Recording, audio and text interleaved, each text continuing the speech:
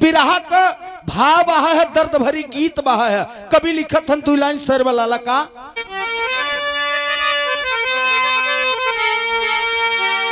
हाय मोरे रामा मोरे राम संवरिया रे ए भोले जोगिया हो राम।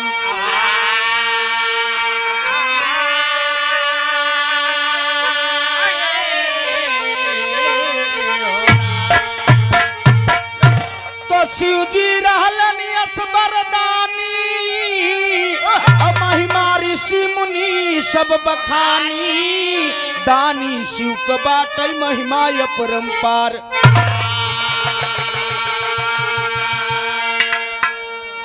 पछोरई सब जानथिन, अच्छा पछोरई सब जानथिन, केरावे क्यों क्यों जानथिन।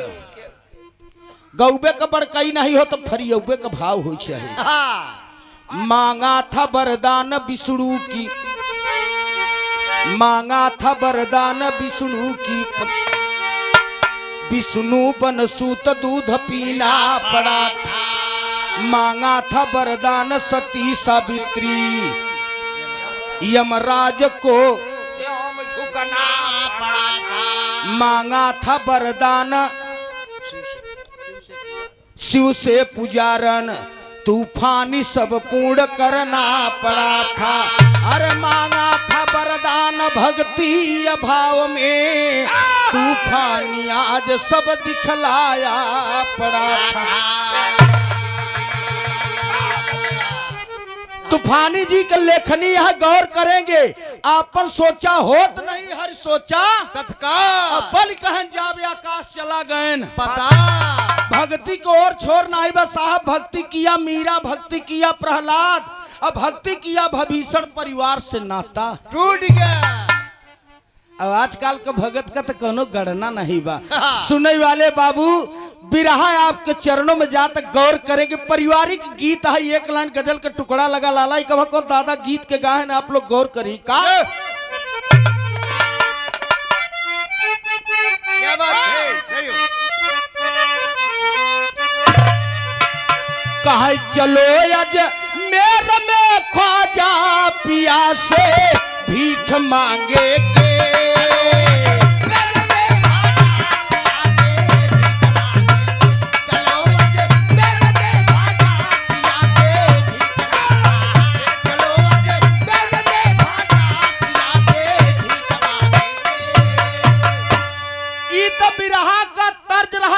भाव बड़ा सुंदर कवि जी लिखेन का लिखेन मास्टर साहब। कह रहो बन के यहाँ इंसान धरती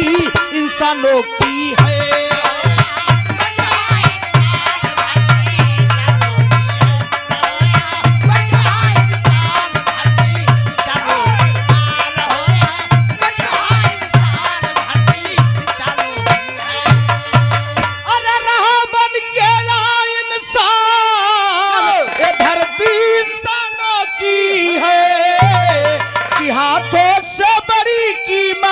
हाथ के दस्तानों की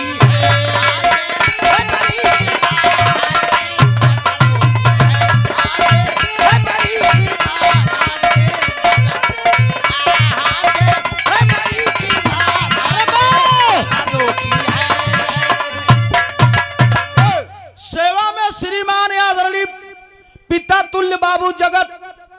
पाल यादव उत्तर के पूर्वा के धरती से भात के अभाव को समझते हुए 51 रुपया महापुरस्कार के आप जी के चरणों में प्रणाम। बस सकल समाज के चरणों में अरदास महदास से कोनो बोले में गलती होते अपन छठवार भाई बच्चा समझ के माफ कर ही बड़का भैया। कहना बाबूजी आवाज न पीछे से आवे का, काशी नगरी जो तीनों लोक से भी न्यारी है, देवी देवता सभी प्राणों से भी प्यारी है, वही पुजारिन का परिवार एक गरीब रहा, पति था अंधा लेकिन वह भी बदनसीब रहा, एक था लड़का जिसकी दुल्हन मतवाली थी, दर्द यही था कि गोद उसकी खाली।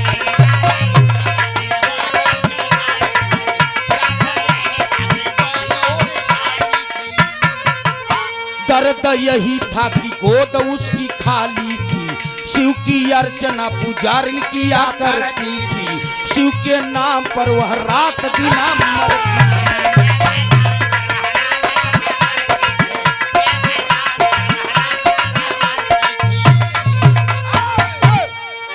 सुनने वाले बाबू, यही मुक्ति धाम काशी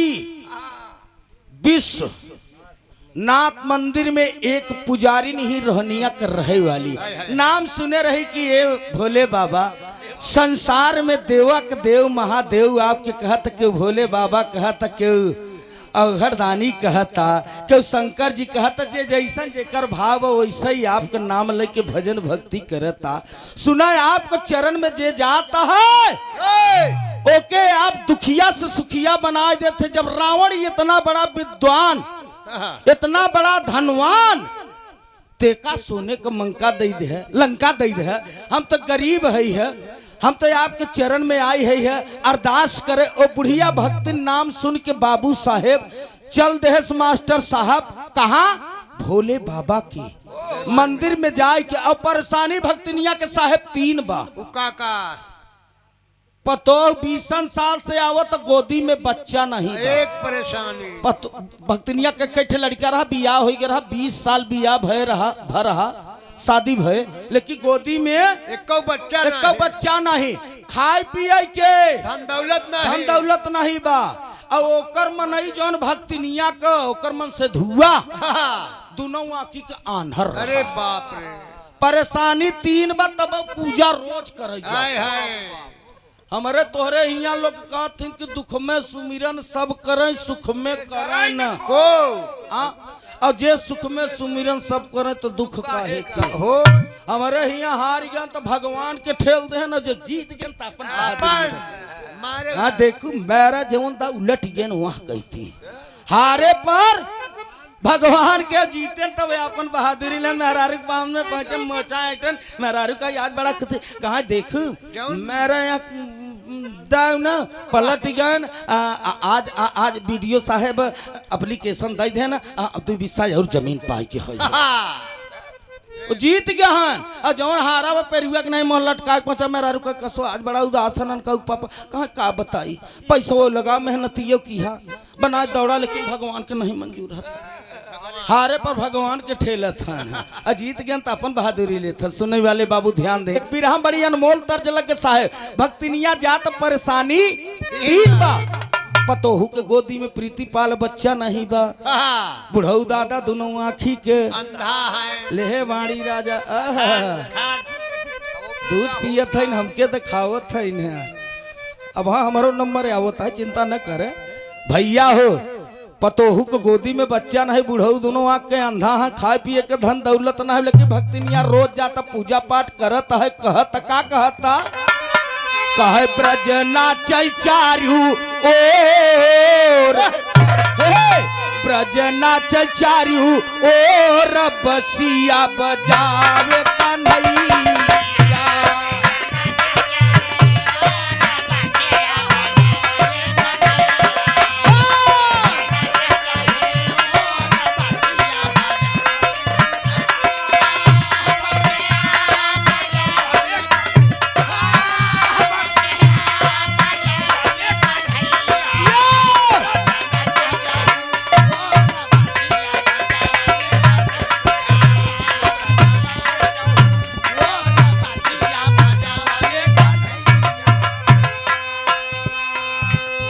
या तो हमारे गायकी में फर्क हो जाए या तो आपके सुनबे में कि भक्ति इंसान को कैसे किया जाता। भक्ति में बहुत कठिनाई होता है इंसान के कुछ पावे बड़े बाबू कुछ खोए के परत का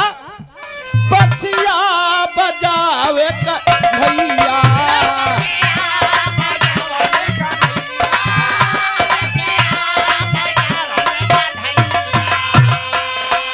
ब्रज नाच चहू और बसिया बजवले का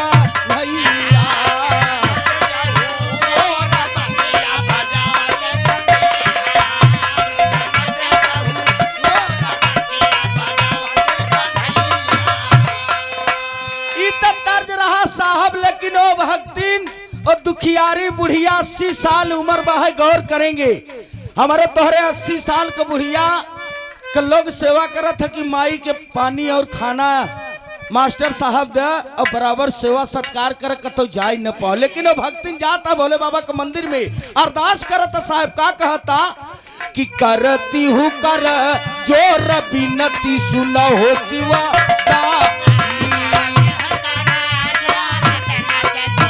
भैया।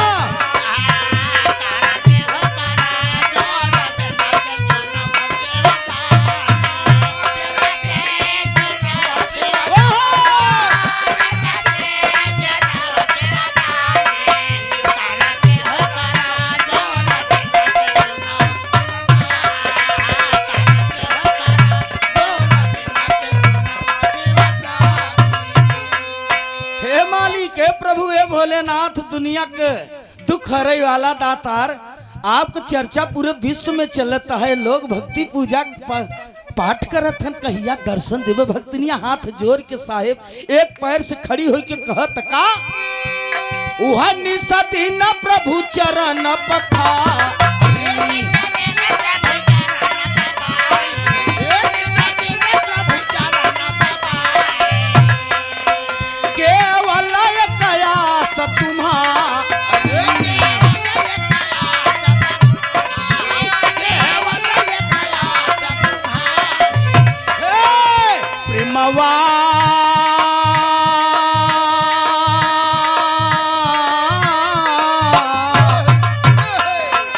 प्रेमवा की लागी डोर बिनती सुना हो शिवा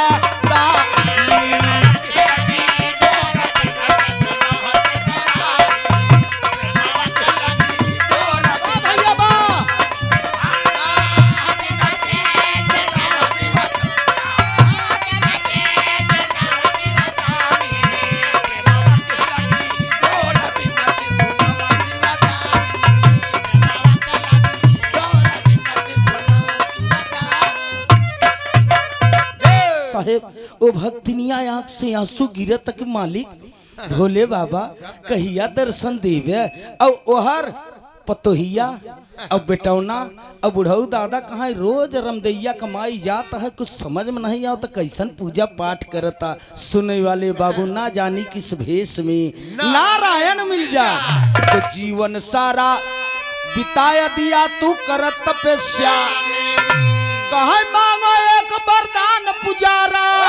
जो इच्छा हो तेरी। सुने वाले बाबू ओ भक्तिन हाथ जोड़े आंख से आंसू गिरत है, तब तक ना जानी किस भेष में नारायण मिल जाए। आवाज आवत वही मंदिर में से। आज भी धरती पर धर्म बा। कहाँ धर्म बा? धरती पर जहाँ भाव बा, जहाँ इंसान का सही कर्म बा है। कर्म नहीं सही बा तो कुछ नहीं बा। मंदिरी मोली आई गया हनुमान जी हरंग के शंकर जी हरंग का अगरबत्ती हिलाओ तो सोचा था 500 के जूता के तो हमारे हेराए नहीं जाए। हाँ अब हर जब जूता पर ध्यान बा तक भक्ति तो तुम्हारे याद आ काही तेरी के बोल लागी रहा में। हाय अरे अंबर से अवनिया सा क्या करे पपिहा एक बूंद पानी के बिना पियासा अंबर से अवनिया सा क्या करे।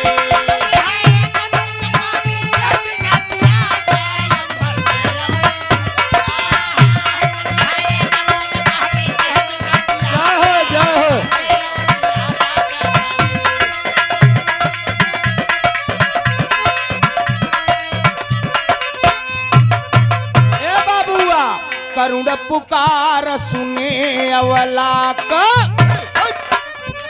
प्रभु से रहा न जाएगी। खुशी हुए हैं भोले बाबा पुजारी नट गयाएगी।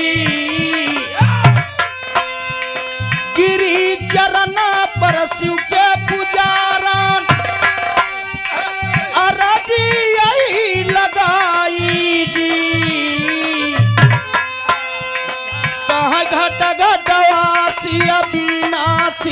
बला पर हो तसहा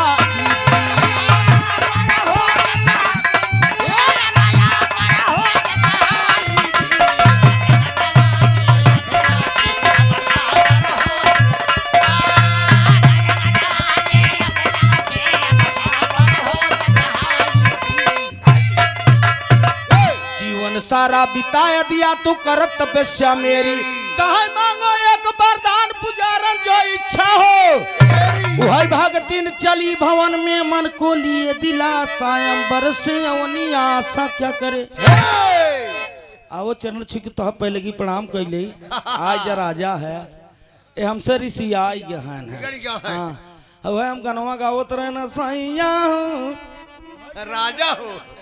राजा हो तो है कैसे मनाई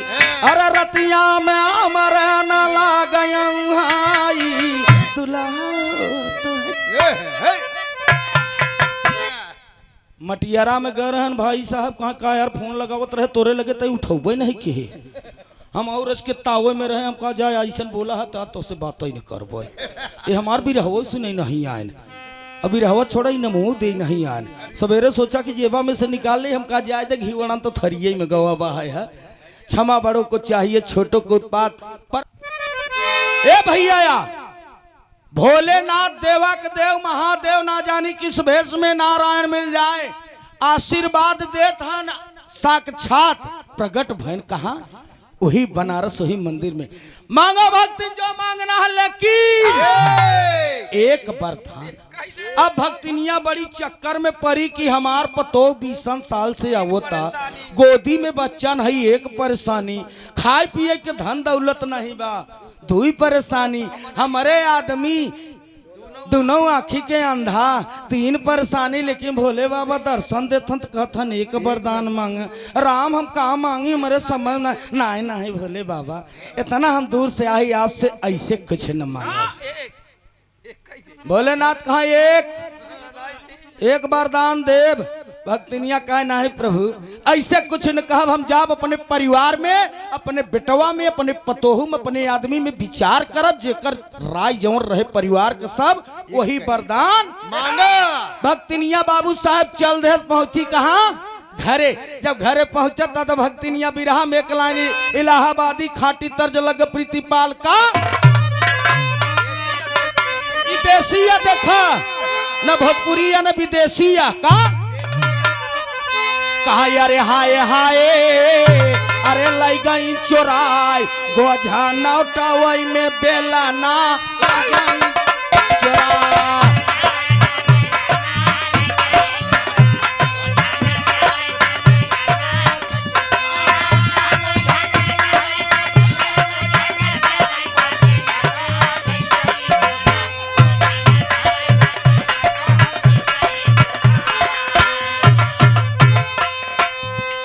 बतावल एक एक कौन कलाकार लिखे रहा माई बहन के गीत है गौर करहीम धरती और लड़की की एक उपाधि यही बरे दिया गया कि धरती न होत तो इंसान कहाँ पे आवत का पैदा करत का खात लड़की न होती तो सृष्टि कर रचना न हो सुनने वाले बाबू गौर करही माई बहन के गीत है का इसी भाव में कहना बा है पहुंच गए भक्तिनिया वही गैली झगड़ाई दुना सासु पतोहिया गैली झगड़ाई दुना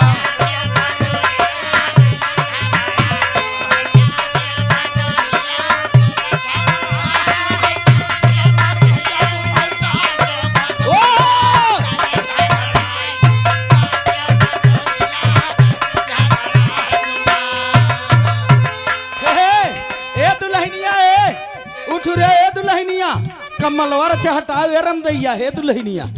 भक्तिनिया कहता दुल्हनिया रच के मोहरे कहती देख लेते हे दुल्हनिया भक्तिनिया हाथ जोड़ कहता दुल्हनिया हाँ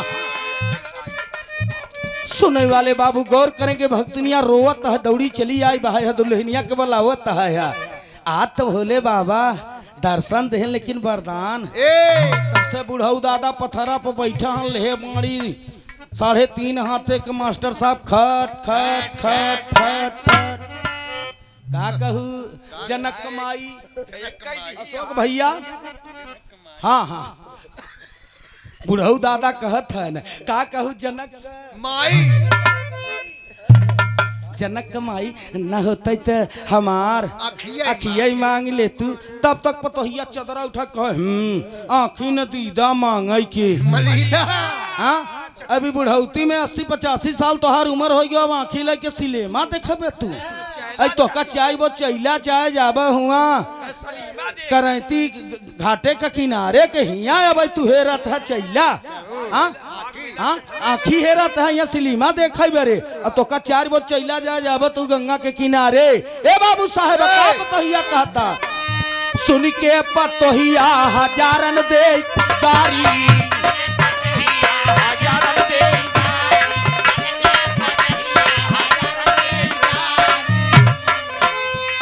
कहा ये का करी है आखिया मारा के काना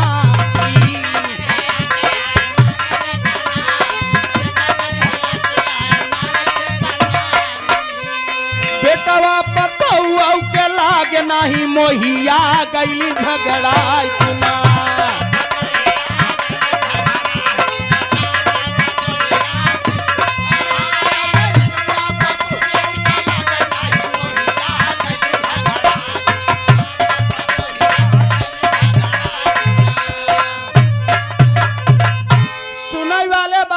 भक्तिनिया तनी बात कहता पतोहुआ कहा अम्मा पतोहिया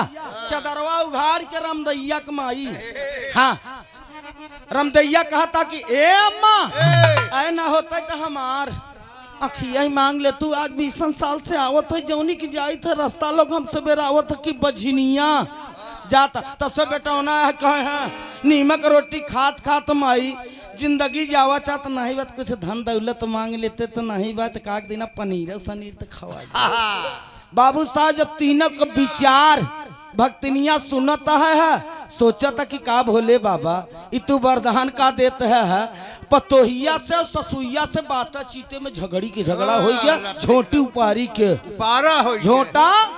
पारा हो उपारी को पारा हो गया तब भक्तिनिया रोई के कहा था कि भोले बाबा हमके वरदान देता कि हमारे परिवार में जो शांति रहा क्रांति बदल दे कहा था भक्तिनिया रोई के का मास्टर साहब बिरहा में तर्ज लगा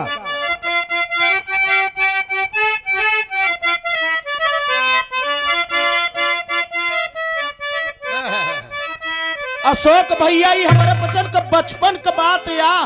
शादी ब्याह के गीत है माई बहन के गावत रहनी भोजपुरी और अंग्रेजी नहीं आ खाटी माटी के गीत है का कहा गवा ना कराई पिया बैठे गवना कराई पिया घर बैठवल हो अपना तो छाया बाबी देसर सावरिया गाँव को गीत है एक रेडियो वाला उठा ले जहन चाहे आप लोग नदिया के पार में ये गाना सुने होगा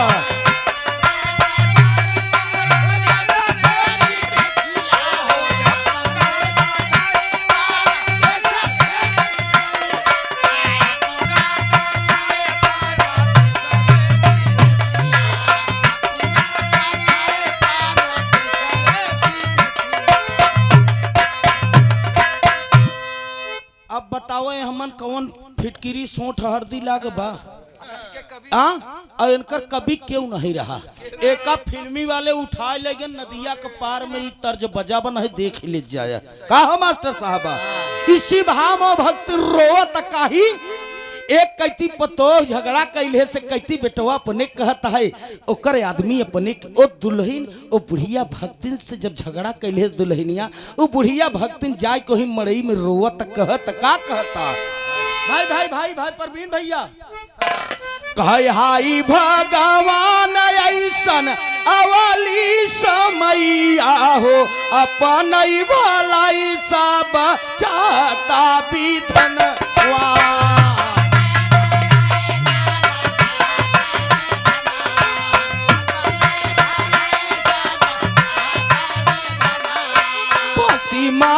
धरवा में हमारी नवरिया हो एक ओहरी लाला एक ओरी मरसा जनवा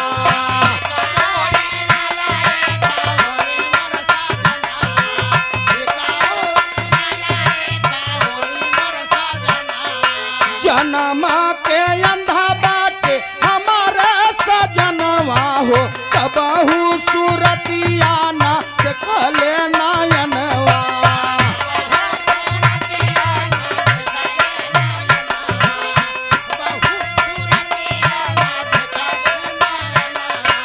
हमारे पतोहिया के बाझिन कही पुकारे सब गोदिया में दिया नाही एक ठेला लनवा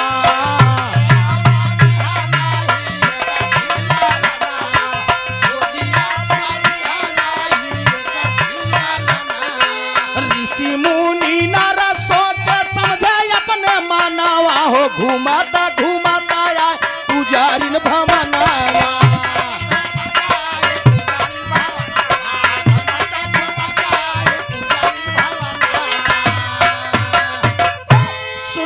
बाबू गाना एकदम करीब में और बुढ़िया भक्ति रोवता कि का भोले बाबा ई तू वरदान दे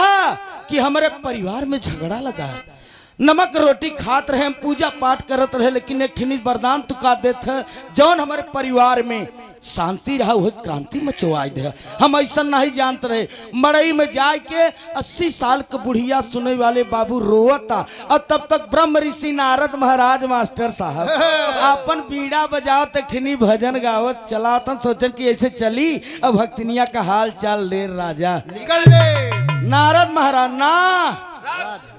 जेकर बात कभो रद्द नहीं भो जमाने के नारद महाराज पत्रकार रहे लोग कहे नारद झगड़ा लगावत रहे देव ऋषि नारद रहे न ब्रह्म ऋषि नारद महाराज वो भजन का गाओ थन लाला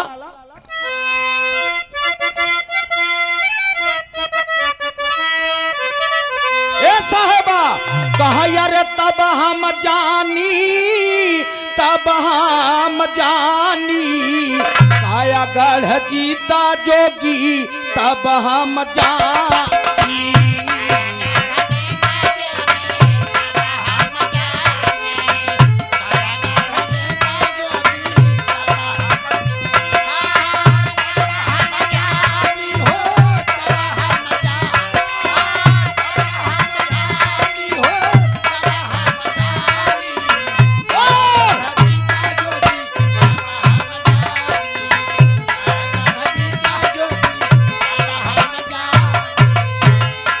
यही काया गढ़ावा में बसल एक लोहरा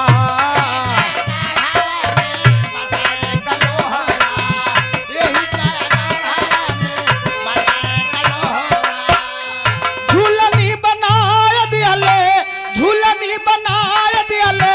बसुला बिन रुखानी काया गढ़ जीता जोगी तब हम जानी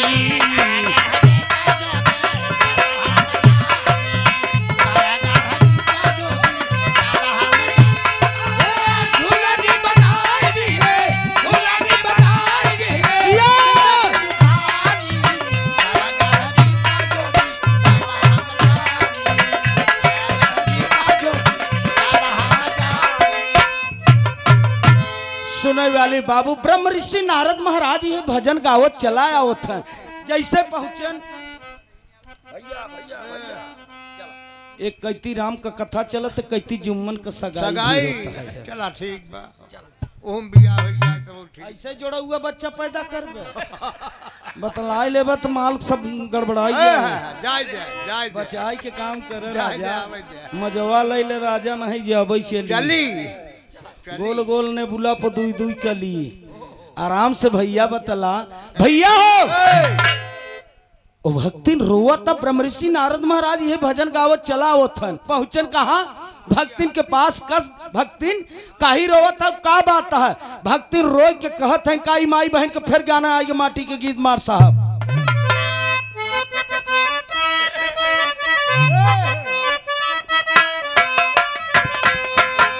अशोक भैया कभा कभा ही अपने हिया हमारे इलाहाबाद प्रयागराज के जब बॉर्डर डाक जाब भदोही के माताएं बहने गावथिन का गावथिन मुन्ना कहतरे नरी यारवा का बारी ऊपर श्याम गेना लगाईता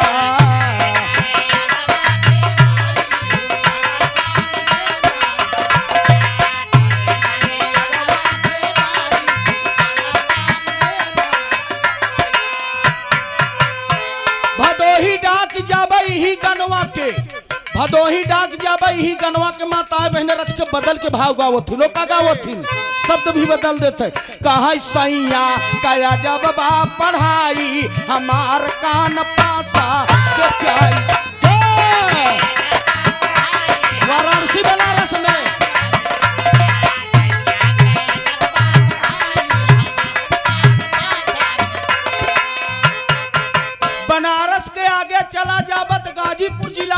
जा पे ऐसे भरवना से राजा तला सख्या है नहीं कराया है। जब गाजीपुर में जावत वहाँ कमाता है बहने गावत नहीं गनवा गाथ के भाव फिर बदलत है का कहा सैया रही चाही जाई हो हमार मना देवरई पेला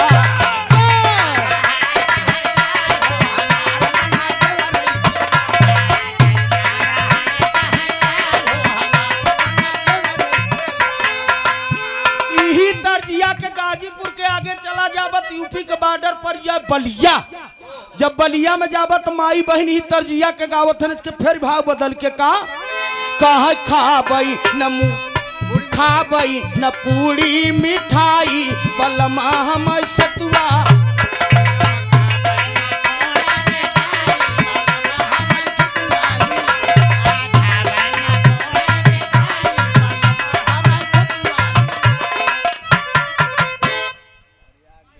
प्रयाग गंगा स्टूडियो से हमारे प्रोपाइटर मालिक बाबू आशीष कुमार यादव कुंडा प्रतापगढ़ जेकर स्टूडियो फाफा मऊ के पास है बहुत माँ पुरस्कार के है 51 रुपया का चौथा बेरी मालिक सुखी रखे परिवार सुखी रहे आशीष बाबू हमेशा दिन दूना रात चौगुना तरक्की करे प्रगत करे यही अरदास जी बाबू जी इत पूर्वांचल के माई बहन गावत रहे यही तर्जिया के तोहरे कभी कभी प्रतापगढ़ में दास सुने वो का गावत है भैया भैया भैया भैया ऐसा ही बतलावत काम ढेर गड़बड़ाई जाए ऐसे ही पार्वती बतला लेकिन सारा कथा सुग्गा सुन ले रहा बैठ जमोर भैया रे बैठे का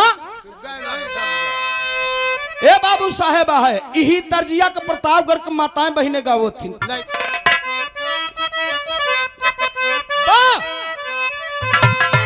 भैया कहा आवो चली गंगा नहाई हो घोड़ैया हम तोहरे प्रताप कर गया है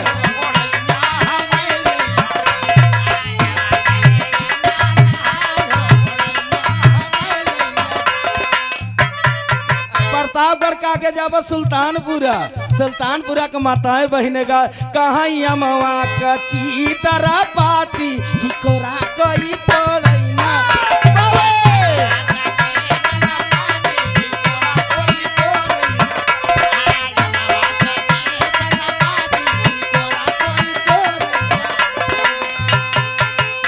हम ही ठीक है कुल जिला का अब हमारे प्रयागराज में माताएं बहने का वो थी कहा लगी गई झुलनिया का धक्का बलम कलकत्ता निकरियन सवेरे 4 बजे भोरहिया के समय रहा सो के भैया ही लोपिन बाग में मेहरारू चौथी छोड़ावत रहे उही में 100 सज्जन रहा कहे हमार जेबा कट गया हमार जेबा कट गया जब में टिकट रहा टिकट हो कट गया हेराई गया तब औरत ये कहा का करी हम पचे कहे हम तो कलकत्ता न जब बनारस तक जाओ के सोचत है छुआई देते तो हम हूँ बनारस पहुंच जाए निकर जाए बना औरत ये कहा पचे छुआ पाप 10,000 को बेटवा चला जम नैनी सेंटर जेल में न 6 बजे आए आरागंज स्टेशन पर पैसेंजर बस इंतजार 10 मिनट का कैले निकलिया न गड़बड़ाई जाई ढेर कामी माई बहन का गाना रहा लेकिन इसी भाव में ब्रह्म ऋषि नारद महाराज से बुढ़िया भक्तिन का तो गाना एकदम करीम बाबा मार साहब का कहता कहे बरदी है ले तिर पुरारी अरज सुनील बीड़ा भारी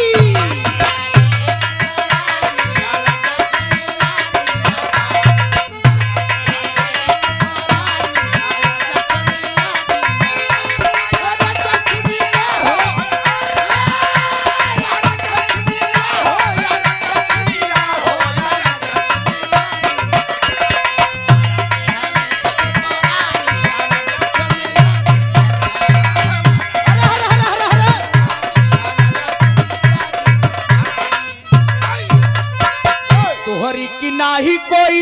ऋषि जग में ना महान हो कई दे तो पूरा हो जाता हमारा काम हो रोवई लगनी महातारी रजा सुनीला बीड़ा धारी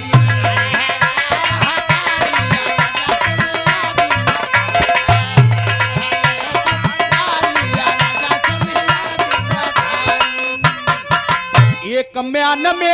एक तलवार हो कैसे करिए कैसा थे हम 3 वार हो मन में चिंता बिता ई है भारी अरज सुनीला बीड़ा धारी।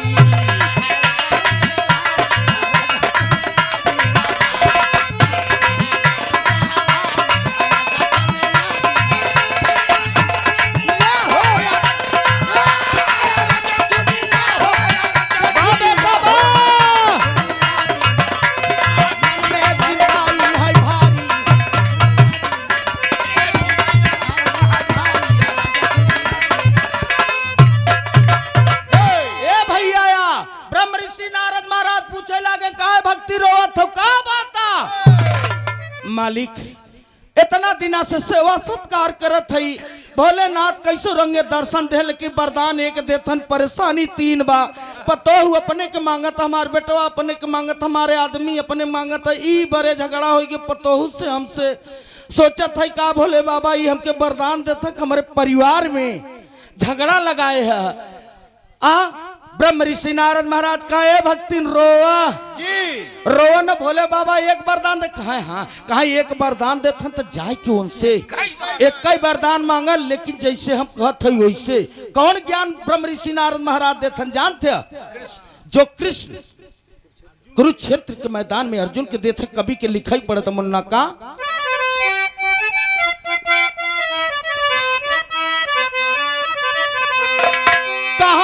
जैसे कुरुक्षेत्र ब्रीच कृष्ण दिहल ज्ञान भैया पाए ज्ञान अर्जुन जी चलावै लागे बा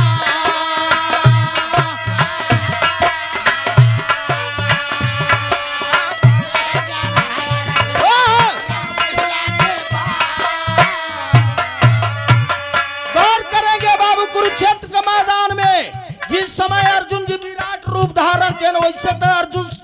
कन्हैया जी विराट रूप धारण के वैसे तो अर्जुन सोचन कि हमार रिश्तेदार है रथ हाकत है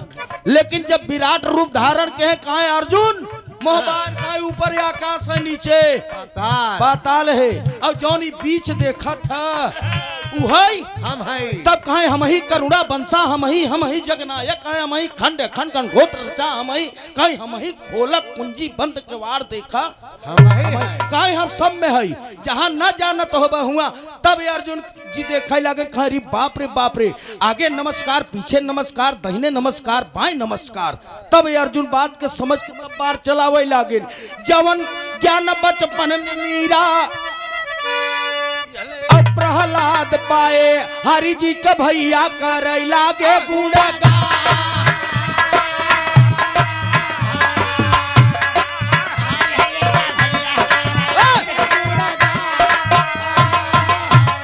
वही ज्ञान बुढ़िया के दिहले नारद ज्ञानिया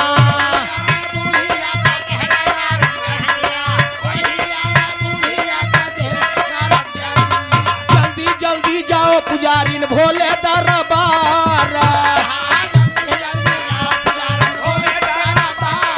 मिथ्या नहीं होए कभ देवहरी शिवनिया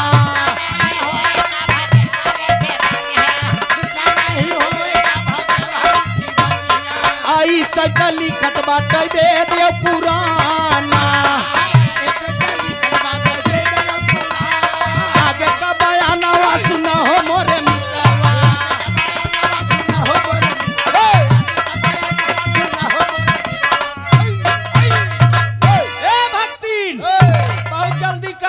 भोलेनाथ एक वरदान देथन कई वरदान मांगे लेकिन जैसे हम कही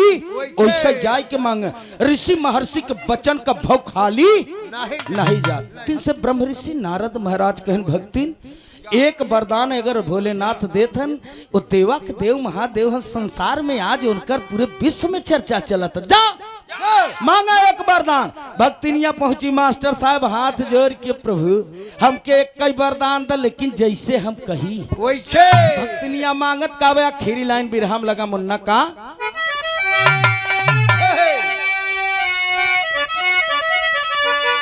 कहा रे कली आधा खिली खिली गईल कुमिला के खुशी भइल मोर घाना गोर बना पाए के खुशी भइल मोर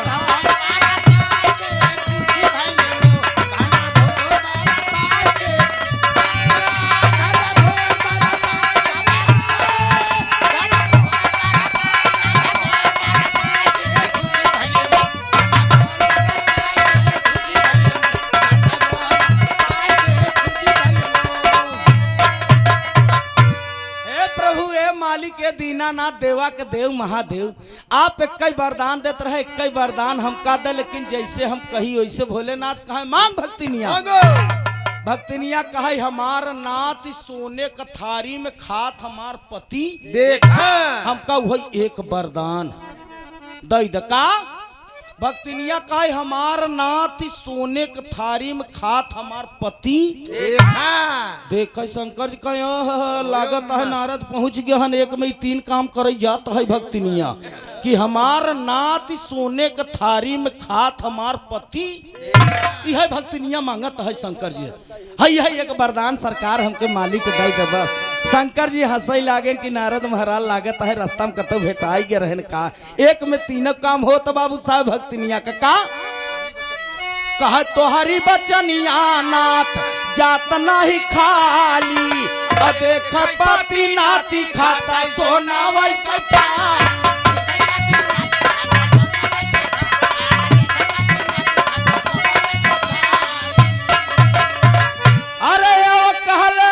भोले बाबा मुस्कुराई के खुशी भइले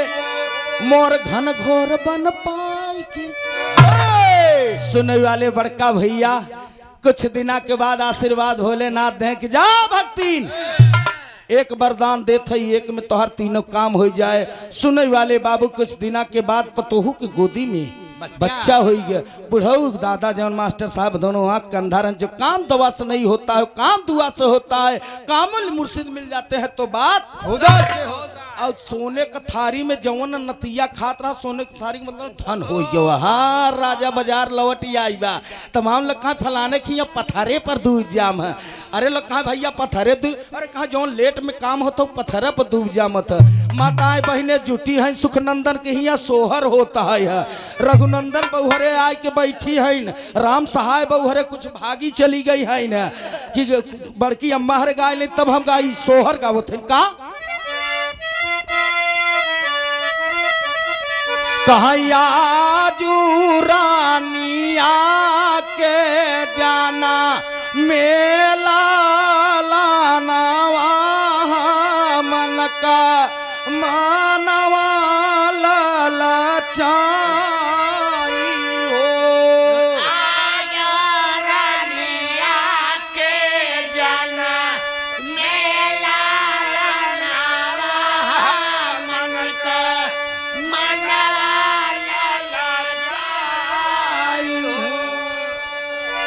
सखिया घूमरी घूमरी नाचा तीन आंगनवा सावनवा